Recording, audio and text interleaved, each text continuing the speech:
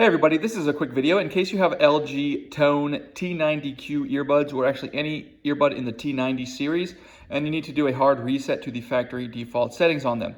Now there are two main reasons you would want to do this. The first one is troubleshooting.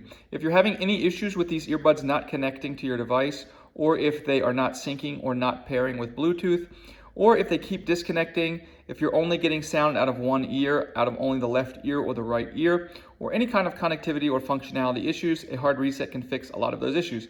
Now you will need to set them up again because all of the pairing history will be wiped off of these earbuds, but that's really the second reason you might want to do this. If you just want to get a fresh start with these earbuds, like you're just taking them out of the box new, we can go ahead and do that. It's real easy. All you're going to do is you're just going to put them in the charging case as shown here, and then you can come in and on either of the earbuds, you're just going to come and press and hold the button on the back for 10 seconds.